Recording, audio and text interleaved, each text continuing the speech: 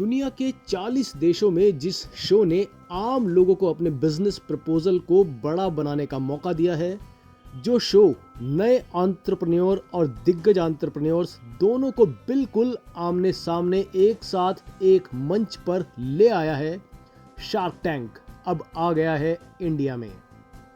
दोस्तों, मशहूर motivational speaker doctor Vivek Bindra कहते हैं, जिंदगी भर वीडियो देखते रहिए, कोई फायदा नहीं होगा जब तक कि आप उसे अपनी लाइफ में अमल में नहीं लाते हैं। अगर आप वीडियो को सिर्फ देखते हैं तो ये है सिर्फ और सिर्फ एंटरटेनमेंट, लेकिन अगर आप वीडियो से कुछ सीखना चाहते हैं, कुछ अपनी लाइफ में फ़ायदा लेना चाहते हैं, तो उसके लिए आपको एग्जीक्यूशन पर ध्यान देना होगा। यानी वीडियो में बताई गई बातों के नोट्स बनाकर बार बार प्रैक्टिस करके उनको अपनी लाइफ में अमल में लाना होगा।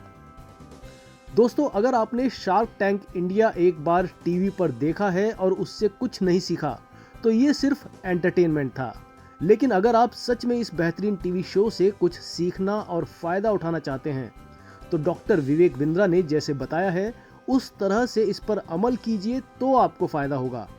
इसीलिए हम आपके लिए लेकर आए हैं इस बेहतरीन टीवी शो की वो बातें जिनसे काफ़ी कुछ सीखा जा सकता है और बिजनेस में काफ़ी फ़ायदा लिया जा सकता है। इस शो से आपको भी घर बैठे कई तरह के बिजनेस शुरू करने का आइडिया मिल सकता है। तो आइए चलते हैं शार्क टैंक इंडिया के पहले एपिसोड के पहले पिक्चर की तरफ। दोस्तों, शार्क टैंक इंडिया की पहली पिक्चर थी मोमो मामीज के नाम से जानी जाने वाली अदिति भूटिया मदान, जो कि दिल्ली में रहती हैं और पिछले 5 साल से फ्रोजन मोमोज का बिजनेस करती हैं। उनकी कंपनी का नाम है blue pine foods private limited. Aditi 50 lakh रुपए के बदले अपनी कंपनी के 5% शेयर देना चाहती थी, मतलब कि उन्होंने अपनी कंपनी का वैल्यूएशन 10 करोड़ रखा था। उनका कहना था, हम 100% प्राकृतिक यानी कि नेचुरल प्रिजर्वेटिव्स फ्री, स्वादिष्ट यानी कि टेस्टी और हिमालयन ट्रेडिशनल इंग्रेडिएंट्स के साथ मोमोज बनाते हैं। हमारे मोमोज की शेल्फ लाइफ 4 महीने से ज़्यादा है।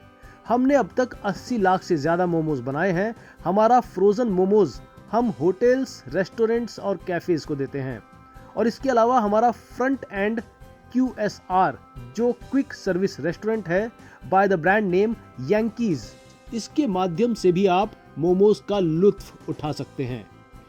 मेरा विजन है कि ब्लू पाइन फूड्स को मैं इंडिया का number 1 Himalayan food processing company बनाऊं। अदिति के साथ इस बिजनेस में 2 को फाउंडर हैं।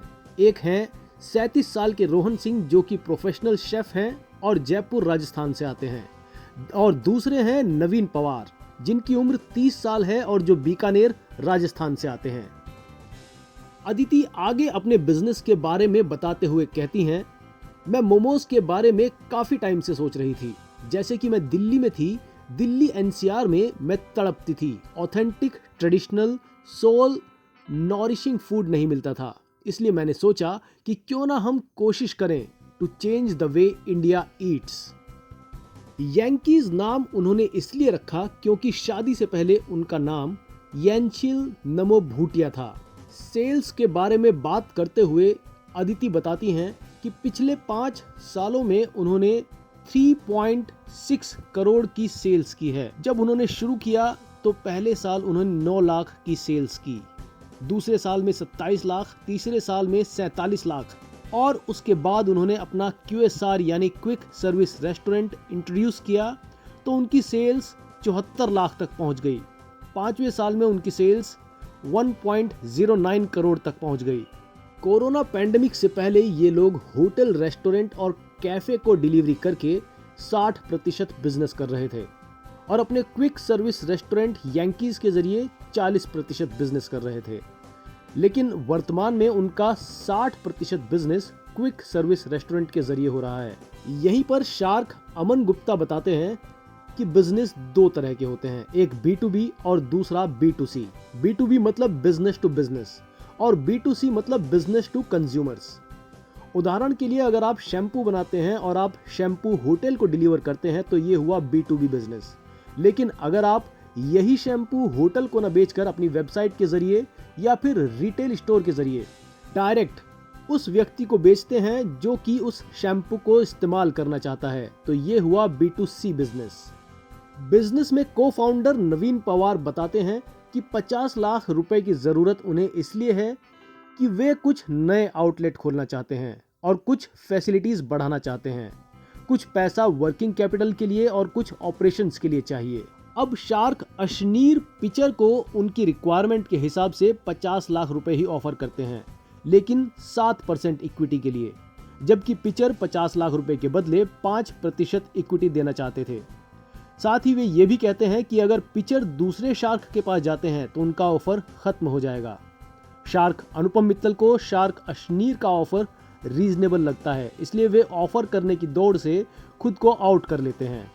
शार्क नमिता थापर को भी ये ऑफर रीजनेबल लगता है और वे इस बिजनेस से खुद को रिलेट नहीं कर पाती, इसलिए वे खुद को भी ऑफर की दौड़ से आउट कर लेती हैं। शार्क विनीता सिंह को लगता है सर्विस बिजनेस चलाना और प्रोडक्ट बिजनेस चलाने में बहुत ज्यादा फर्क होता है जब तक कि ये फ्रेंचाइजी बिजनेस ना हो, इसलिए वे सिर्फ ब्लू पॉइंट कंपनी के 20% इक्विटी के लिए 50 लाख की ऑफर करती हैं। शार्क अमन गुप्ता फीडबैक देते हैं कि अगर वे होते तो वे ब्लू पाइन की जगह मोमो मामी नाम यूज करते, जो कि इजी है और डायरेक्टली बिजनेस से रिलेट करता है। शार्क अशनीर फीडबैक देते हैं इस बिजनेस को ग्रो करने में पैसा लगता है, लेकिन क्लाउड किचन मॉडल में जाकर इस बिजनेस को स्विगी या जोमेटो के जरिए मोमो कैटेगरीज में टॉप रेटेड क्लाउड किचन बनाया जा सकता है, जो कि एक बहुत बड़ी अपॉर्चुनिटी है। शार्क अशनीर ग्रोवर अपनी पुरानी ऑफर खत्म करके शार्क अमन गुप्ता के साथ मिलकर एक नई ऑफर देते हैं और 50 लाख रुपए देने के बदले 12% इक्विटी की मांग करते हैं। शार्क अशनीर एक लर्निंग भी देते हैं और कहते हैं कि बिजनेस में टाइमिंग और डील की बहुत अहमियत होती है। शार्क अशनीर शार्क अमन गुप्ता और शार्क विनीता सिंह के साथ मिलकर 16% इक्विटी के लिए 75 लाख देने की एक नई ऑफर भी रखते हैं और पिचर, अदिति, रोहन और नवीन आखिरकार इस ऑफर को स्वीकार कर लेते हैं। और इस तरह शार्क टैंक इंडिया के पहले पिचर को उनके मन मुताबिक बढ़िया ऑफर मिलता है और साथ ही 3 शार्क्स का साथ भी। तो दोस्तों, ये थी पहले एपिसोड के पहले पिचर की कहानी, जिससे काफी कुछ सीखा जा सकता है। आगे भी हम शार्क टैंक इंडिया से इस तरह की कहानियां और लर्निंग आपके लिए लाते रहेंगे। दोस्तों, अगर हम ऐसे ही सीखते रहेंगे और फिर उन सीखी हुई बातों को अपनी लाइफ में अमल में लाते रहेंगे और करते रहेंगे कोशिश और फिर से कोशिश, तो जरूर जीत जाएंगे हम।